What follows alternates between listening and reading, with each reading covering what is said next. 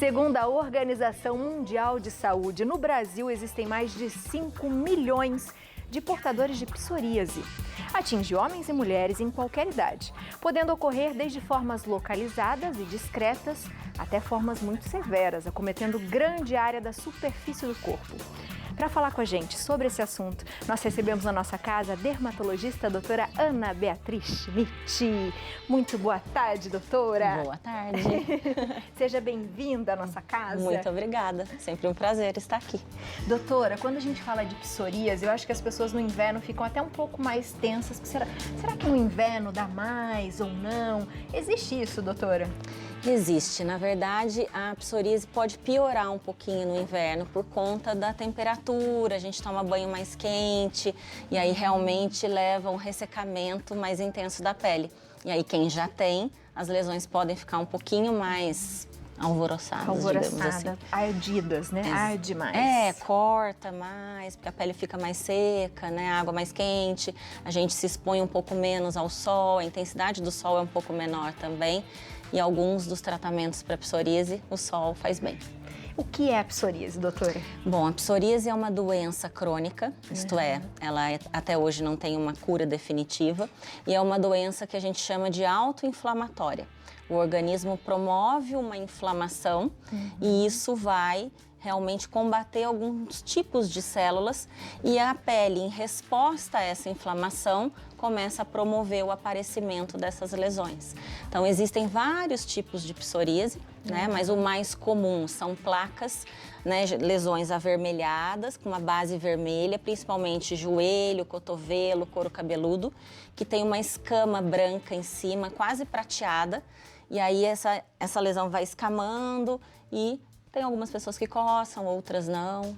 E doutora, qual que é a causa da psoríase? Existe uma causa? Não tem uma causa definida. Então, essa inflamação que o organismo promove não tem uma explicação, assim, definitiva. Tem alguns mecanismos, né, químicos e bioquímicos contra interleucinas, enfim, né, uma explicação um pouquinho mais complexa. Mas o organismo gera essa inflamação e as lesões realmente aparecem na pele, podem aparecer também no couro cabeludo e também nas articulações. E aí as pessoas podem confundir com alguma artrite, alguma outra doença também, doutora? Exatamente, porque tem um tipo de psoríase que é a artrite psoriásica. Então é quando as lesões, né, quando a psoríase em si acomete as articulações realmente, por dentro das articulações. Geralmente os pacientes têm doenças de pele também ou acometimento nas unhas descoladas, grosseiras, com uns pontinhos, assim, que parece, antigamente a gente chamava de dedal de costureira, né, que era um detalhe de ferro para proteger as costureiras da agulha, né, a unha fica cheia daqueles furinhos ali, também é uma das características de acometimento da psoríase. E muita gente fala que é emocional, isso tem algum sentido, doutora? Então, alguns estudos mostram que realmente quando os pacientes já têm as lesões e durante períodos de estresse pode ter uma piora realmente porque a pele é um órgão que é conectado ao sistema neurológico, né? Então, realmente existem muitas doenças de pele que têm essa parte emocional de estresse, ansiedade, tudo isso associado. Mas é também uma doença que tem relação com pessoas com uma tendência à obesidade, com uma tendência a doenças cardiovasculares, a problemas gastrointestinais, né, a hipertensos, diabéticos. Então, também tem esse tipo de correlação. E a relação seria, tenho psoríase, pode gerar isso, ou já tenho isso e pode gerar psoríase, ou as duas coisas? Existem as duas coisas. Existem as duas coisas. Claro que se você tiver alguém na família, não necessariamente pai e mãe, pode ser algum parente próximo, você tem uma chance de 30% a 40% de ter psoríase. Se você for obeso, diabético, hipertenso, uma chance, e já ter alguém na família, então, uma chance maior. Mas também tem estudos mostrando que se você tem psoríase, você também tem uma tendência maior por essa autoinflamação que o organismo promove de desenvolver esse tipo de outras patologias também. Interessante. Vamos só dar uma olhadinha, que a gente tem aqui algumas imagens de como que fica no corpo, porque acho que é legal a gente mostrar isso para as pessoas. Coloca pra gente aqui, Dê, pra gente ver como é que fica a alergia. Não, eu quero as fotinhos. Aqui, doutora, ela Isso. fica bem Isso, seco, né? Fica. É uma lesão clássica de psoríase, né? Que a gente chama de psoríase clássica ou vulgar, que é o nome que tem nos livros, né? E ela comete mais joelho, cotovelo, couro cabeludo, mas também existem tipos de psoríase na sola dos pés, na palma das mãos. Existem psoríases que a gente chama de invertida, que são nas dobras, que é na virilha, na axila. Existe o acometimento das unhas, tem pacientes que têm no corpo todo, tem pacientes que têm só nas articulações também. Então, existem vários tipos. Tem algumas que são em gotas, as lesões são bem pequenininhas e geralmente é associado a infecções de garganta ou de ouvido, a infecções bacterianas. Então, você teve uma amidalite, ou teve uma sinusite, uma faringite, né, otite, alguma coisa, né, nessa parte de vias aéreas superiores e pode desenvolver lesões de psoríase também, mais comum em crianças e adolescentes. E como que é o diagnóstico, doutora? O diagnóstico é clínico, basicamente, né, você apresenta as lesões, vai, claro, procurar um especialista, um dermatologista, e geralmente as lesões são bem clássicas, e aí no exame físico mesmo a gente consegue diagnosticar. Existem alguns casos mais complicados que realmente a gente tem que fazer uma biópsia, né, tirar um pedacinho da pele para analisar, mas geralmente é um diagnóstico clínico que a gente consegue ao examinar e colher a história do paciente e já fazer o diagnóstico. E é importante, acho que a gente falar para as pessoas que não pega, né, doutora? Não passa, né? Não passa. Não pega, não passa você encostar, não tem problema nenhum se usar qualquer objeto dessa pessoa, toalha, escova de cabelo, roupa, se ficar ao lado. Esses pacientes, né, essas pessoas que têm psoríase, não tem nenhuma restrição, assim, problemas de entrar em piscinas. Então, realmente não é, e eu acho que a gente tem que, realmente fazer essa divulgação, né, que a grande maioria das doenças de pele, e a psoríase é uma delas, não tem contágio nenhum. E é muito cruel, assim, eu tive, né, eu falo que eu tive porque eu não tenho mais tantas crises, agora dá muito pouquinho. E eu lembro que na época eu ficava triste porque eu não conseguia pôr um vestido, eu não conseguia pôr uma saia. Sim. E as calças que eu colocava grudavam, então dependendo do tecido da calça, da cor da roupa que você tá, você fica incomodado porque junta uma ferida e ele você solta escamas, né? Exato. Você solta a pele por onde você desagradável. passa, isso é desagradável, às vezes no ambiente de trabalho, né? Então você tá ali, cai pelinha sua, né? Na sua mesa, na cadeira, na roupa, né? E realmente isso incomoda bastante. Mas a gente tem um depoimento pra gente assistir, a gente já continua falando dos tratamentos. A psoríase pode afetar a autoestima e a qualidade de vida do paciente. É o que eu tava falando agora, né? A gente pensa na roupa, a gente pensa onde que a gente vai, a gente tem saudade de colocar uma blusa de manguinha, de repente, né? As nossas atividades diárias, indo muito além da questão estética da pele. O depoimento que a gente trouxe hoje é da Luana, ela tem 26 anos, ela é da cidade de Guarulhos e tem psoríase. Ela compartilha a sua história nas redes sociais, ajudando outras pessoas. Vamos assistir.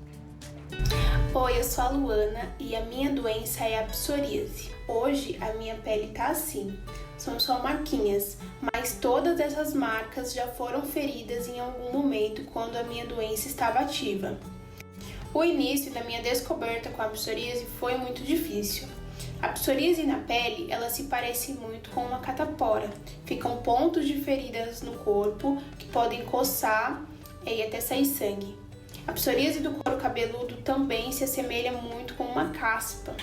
E a psoríase nas unhas se assemelha muito com fungos nas unhas. Ficam quebradiças, amareladas, descolando da carne. E eu tenho todos esses tipos de psoríase. Quando eu comecei o tratamento, eu precisei de muito apoio, ajuda psicológica, tratamento correto. Então, tudo isso fez com que eu começasse a falar de psoríase nas minhas redes sociais, saber a importância da informação correta. Depois de um longo tratamento com psicólogo e com dermatologista, eu consegui abrir a mente para um autoconhecimento e assim entender mais sobre a psoríase e compreender que eu poderia informar as pessoas sobre psoríase também e ajudar. A psoríase parecia uma coisa grandiosa para mim, parecia uma barreira enorme e agora ela é porta de informação. Através da minha vida eu consigo informar sobre psoríase para outras pessoas e também ajudá-las. Eu estou aqui para quebrar o tabu sobre psoríase e dizer que não há nada de errado em ter uma doença.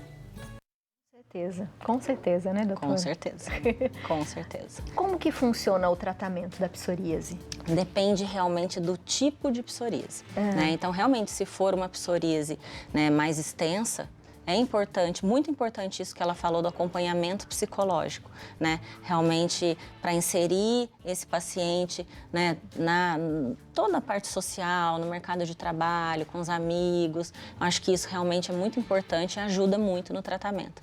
Mas, dependendo do caso, são poucas lesões, a grande maioria. A gente consegue realmente, com tratamentos tópicos, cremes, resolver as lesões e controlar as lesões. Claro que se for um caso um pouco mais intenso, existem, além dos remédios de passar, dos cremes de passar, existem tratamentos via oral, medicamentos para tomar, existem tratamentos à base de irradiação UVA e UVB, mas é importante que isso não é câmara de bronzeamento artificial. São máquinas específicas de fototerapia, que a gente chama. Então, é uma radiação controlada. Então, existem câmeras de exposição à radiação UVA, junto com um medicamento que potencializa esse raio UVA na pele, e com isso a gente consegue ter um resultado muito bom de tratamento, ou a exposição ao UVB, que é uma outra banda de radiação, e aí geralmente não precisa do medicamento via oral. Então são câmeras, o paciente entra dentro desse aparelho alguns minutos e faz um número de sessões e consegue ter um resultado muito bom. Então, além dos cremes, dos medicamentos via oral, existem essas câmeras de radiação controlada, existem medicamentos injetáveis e hoje em dia existe um tratamento muito incrível que são os imunobiológicos. São medicamentos injetáveis também, que conseguem controlar a inflamação da psoríase. Então, para casos muito intensos ou casos que têm acometimento das articulações também, pode ter indicação desse tipo de tratamento, que foi uma revolução no tratamento da psoríase, que consegue praticamente eliminar todas as lesões. E aí, doutora, esse tipo de tratamento seria, sei lá, por ano, 2, 3 vezes ou não? Tem que fazer mensal? Não, geralmente o tratamento imunobiológico, ele é um medicamento de alto custo, mas o governo fornece o medicamento e os planos de saúde também. Tá? Claro que com indicação, tem que passar pelo dermatologista, fazer um relatório, fazer exames, para ver realmente se tem indicação do tratamento.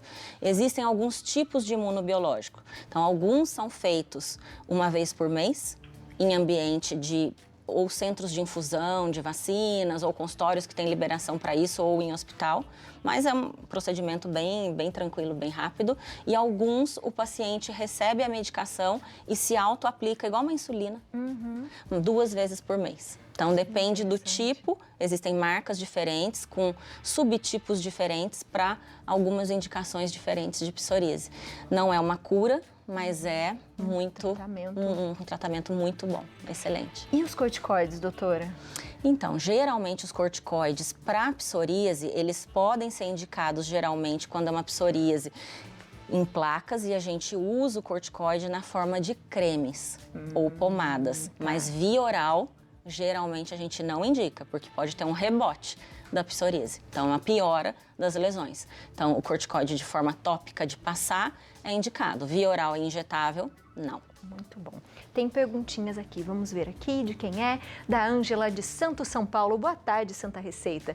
Quais as diferenças entre dermatite e psoríase? Um beijo para você, Ângela. E aí, doutora? Existem alguns tipos de dermatite que são muito parecidas com psoríase. Às vezes até o próprio dermatologista pode confundir. É o que a gente chama de um diagnóstico diferencial. As lesões são parecidas.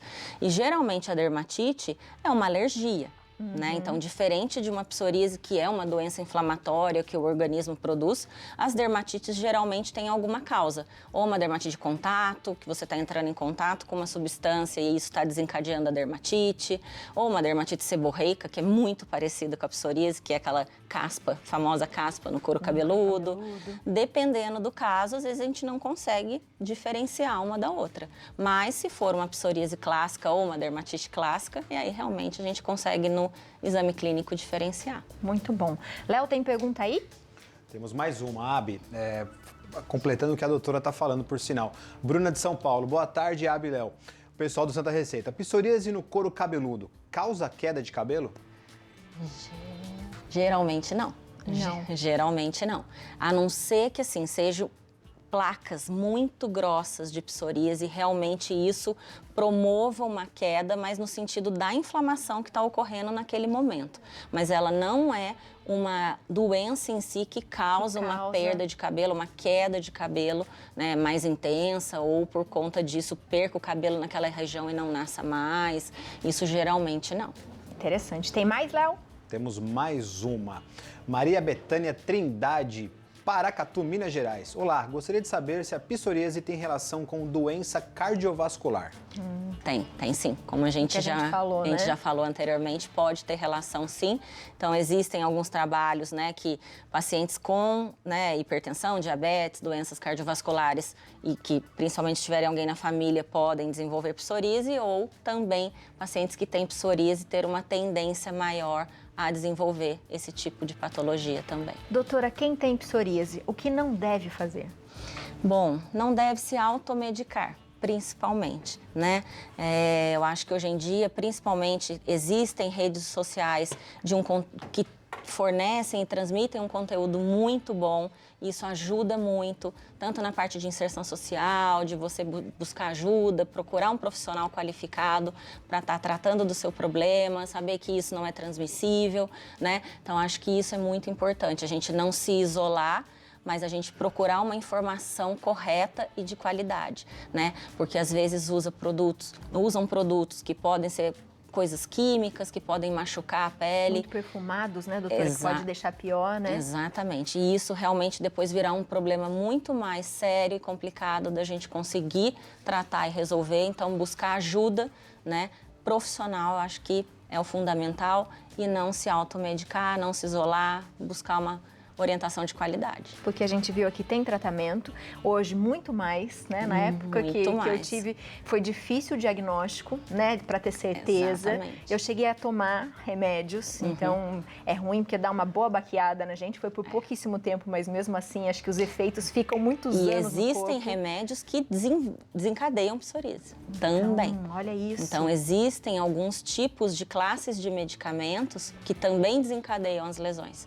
Então, beta-bloqueadores, remédios que diminuem a frequência cardíaca, à base de medicamentos antidepressivos, derivados de cloroquina, esses medicamentos podem desencadear psoríase também. Olha isso, gente. Então, nós temos hoje muito mais tratamentos, mais informações, né?